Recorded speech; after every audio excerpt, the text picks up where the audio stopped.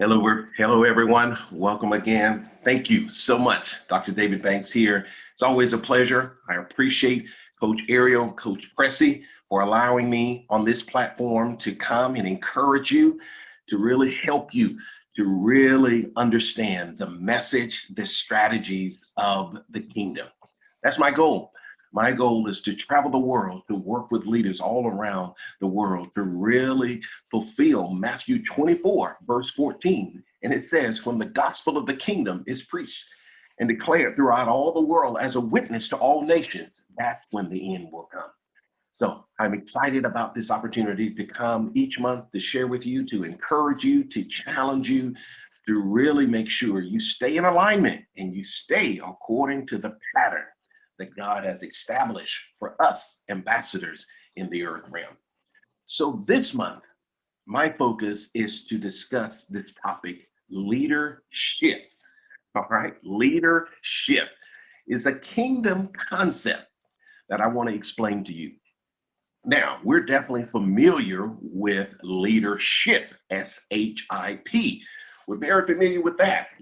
And that whole focus of leadership is really centered around one leader among many followers. All right, so leadership, S-H-I-P, the whole focus of that is one leader centered around many followers.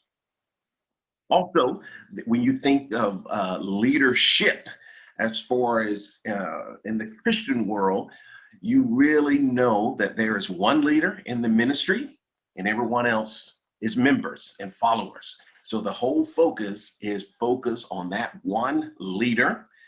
That leader is conducting a service each and every week.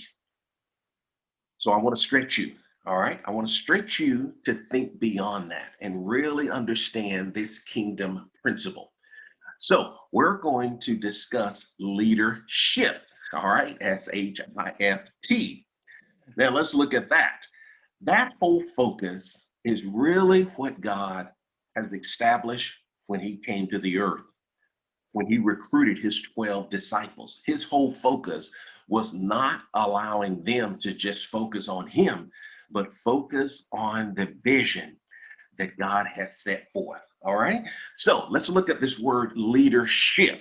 All right. Leadership is basically a paradigm shift. It's a shift from thinking that one leader, everybody else is followers, but leadership is a paradigm shift where leadership is shared. Why? To expedite an assignment. I'm going to say that again. Leadership, S-H-I-F-T, is a paradigm shift where leadership is shared. Why? To expedite an assignment. Now let's go to the Word of God and see this kingdom concept lived out in the Word of God. Matthew chapter 9. Matthew chapter 9, verse 35. Look what it says. And Jesus went about throughout all the cities and villages, preaching the gospel of the kingdom and healing all that, every disease and every affliction. All right. Verse 36 says, when he saw the crowd, he had compassion on them. Why? Because they were weary, scattered like sheep, having no shepherd. Look at verse 37. Here it is. It says, then he said to his disciples.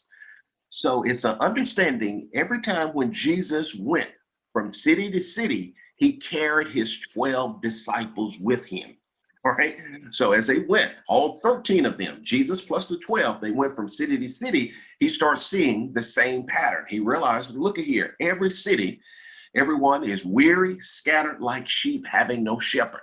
So he said to his disciples, what? We're all familiar with this passage. What? The harvest is plentiful, but the laborers are few.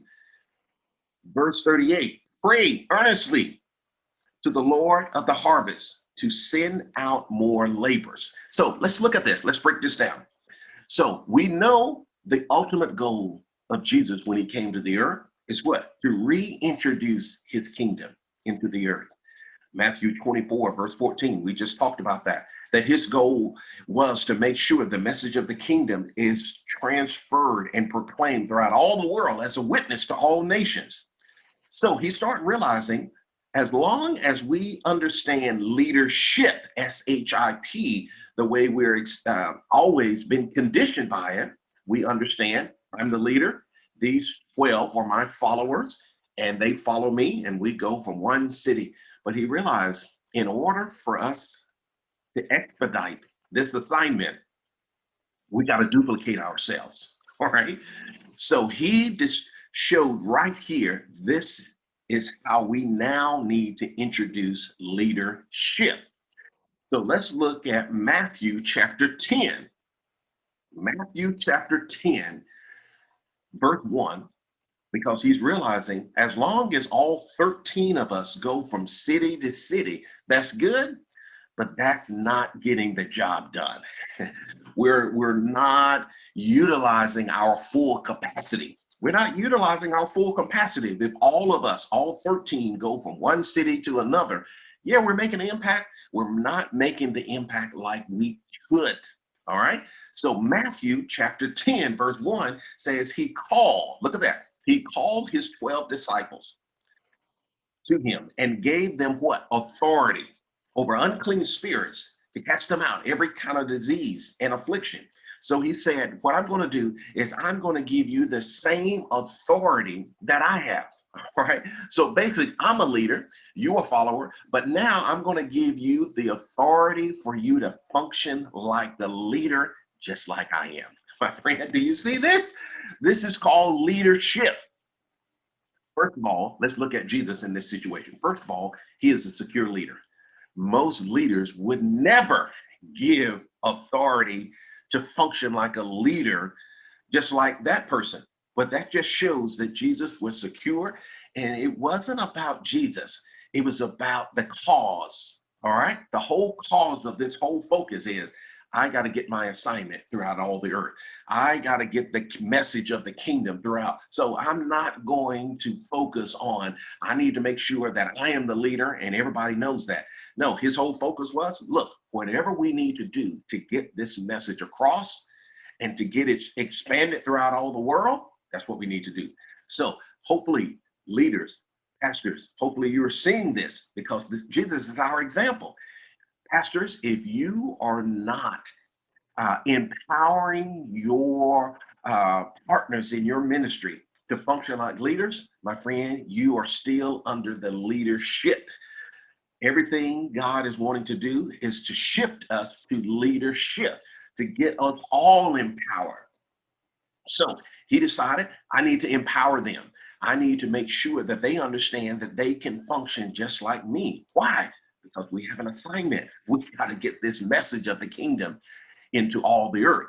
So Matthew 10, verse 1 says he called his 12 disciples. Now check that out.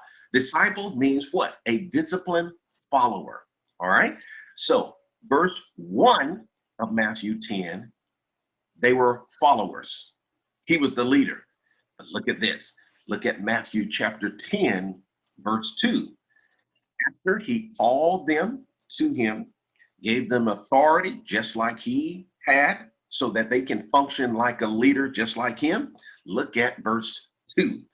Matthew chapter 10, verse 2 says, the name of the 12 what? Apostles. Now they are functioning like leaders.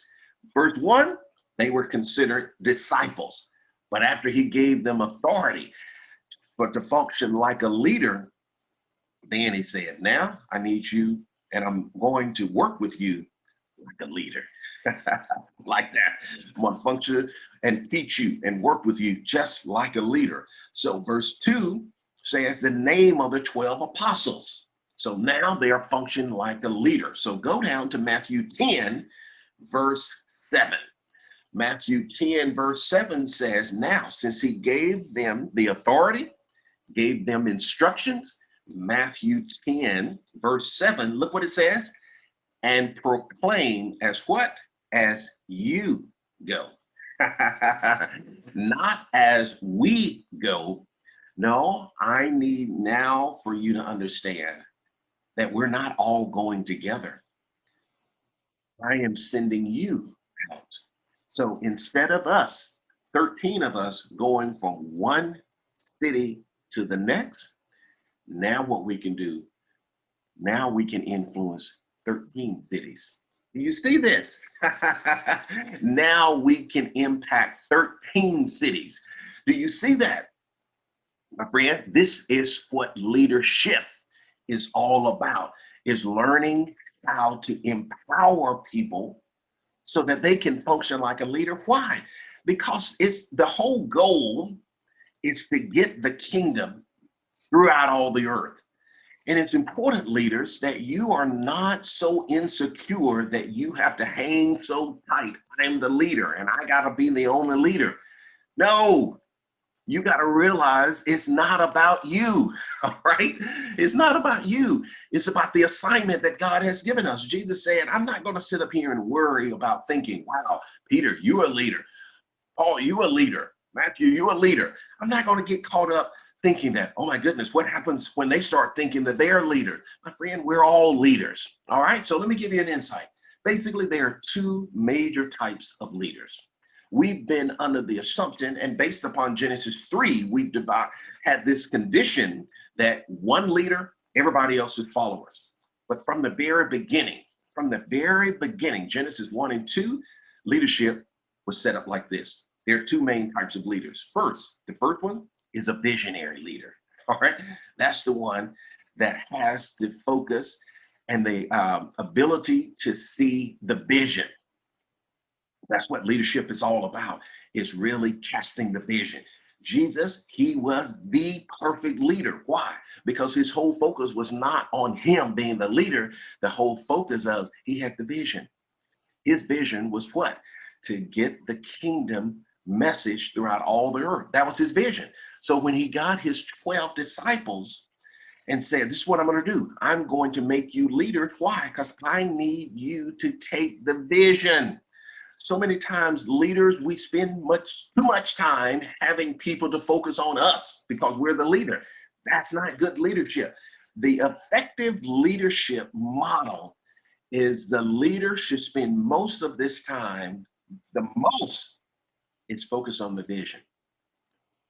Leader, if you don't have a vision that you're casting with the people that you are overseeing, you're spending too much time having them to focus on you.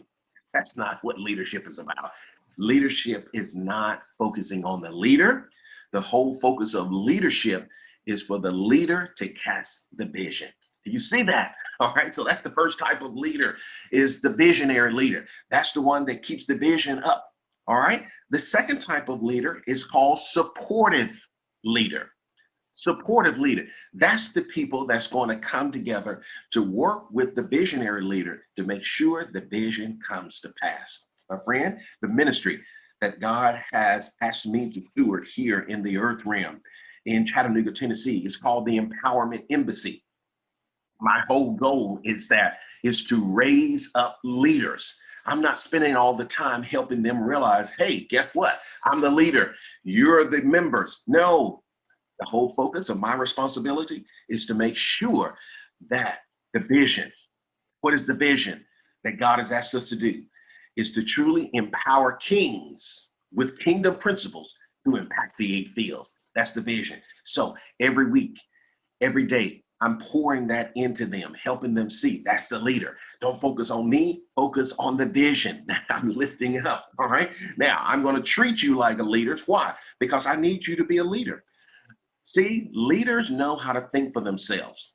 Followers has to continue to ask the leader what to do. All right. So remember that. Remember that. Leaders, when you teach them to be leaders, they can think for themselves because they have the vision. You built the vision inside of them. But leaders, if you keep focusing on them as followers, guess what? They always going to have to look to you. Always got to look to you. They can't do anything unless they go through you. I tell the partners in our ministry, everything that we do, you need to do it with me, not through me. You see, salvation. Salvation doesn't need to come through me. It needs to come with me. I have to work out my salvation with fear and trembling, just like you do. So, leaders, pastors, get this together. We got to get leadership the right way. We've had the mindset to think that we have to make sure that they understand that we are the leader and they are the followers. But my friend, God is doing a different thing. All right. There needs to be a paradigm shift. All right. There needs to be a paradigm shift for you to help them to understand that they are leaders. All right. So understand first, visionary. That's the person that God has asked to oversee the call that God has called you. And then the people that are with you, look at them, view them, treat them as supportive leaders, because they are going to work with you to make sure that the vision comes to pass. Also, leadership, what needs to happen? Once you understand that you're leaders, you need strategies. Right? Remember that. We are still under this mindset, one leader, many followers, and we have services every single week. My friend, that's one model. But look at this. God is now expanding and helping us to understand leadership. Leadership is now we understand that we're all leaders, and now we have to develop strategies. So look what he said to Matthew chapter 10. After he gave them authority, Matthew 10:7 says, now as you go, all right? Now, I don't want you to continue to sit here and just listen to me. Now, I've empowered you. I've taught you. Now what? I need you to go. I need you to go and do what? Proclaim the message of the kingdom. You don't get to decide what you want to minister to whatever city you're going to. You don't have that luxury. We're all one, all right? We're all one. So when you go to cities, you only got one message that we're declaring. It's why? It's the message of the kingdom. Why? Because Matthew 24:14 says what? The ultimate goal is to get the message of the kingdom proclaimed in all the world. So that's your focus. So strategies is crucial. The next thing, once you develop the strategies, the next thing you got to do is survey to make sure things are working together. So as he sent them out, all right, as he sent them out, they came back and they had to do what? Debrief. He asked them, tell me what happened. So they debriefed and shared how things were going. And he said, did I tell you that if you do this right, did you have to need anything? They said, no, we didn't have to have a need for anything. My friend, this is what God is doing now, all right? Always understand, stay in alignment with heaven. We're so accustomed to doing things over and over. Why? Because we've always done them. But my friend, it's important as embassy, as ambassadors, that we're always staying in alignment with what God is doing and what he is wanting.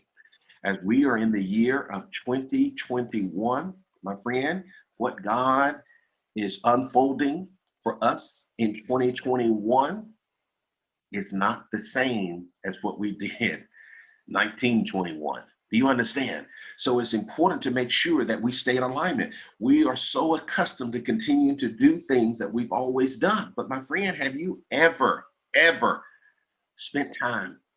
And we think about the scripture, Matthew 6:10, thy kingdom come, thy will be done on earth as it is in heaven. So some of the formats of what happened 1921, my friend, God says now there's more. There's internet, there's technology that wasn't around in 1921, all right?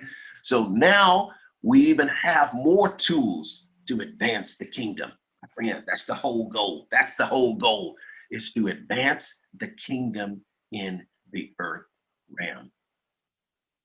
So I want you to start meditating on this kingdom concept, leadership, where leadership is shared so that we can expedite an assignment. All right. All right, my friend, Coach Ariel, Coach Pressy, kingdom blessings upon both of you. Bless your beautiful family, what you're doing in the Philippines. It is an honor to work with you, to really connect with you, to make sure that we're staying according to the pattern that God has given us. God bless you, everyone. Look forward to seeing you next month.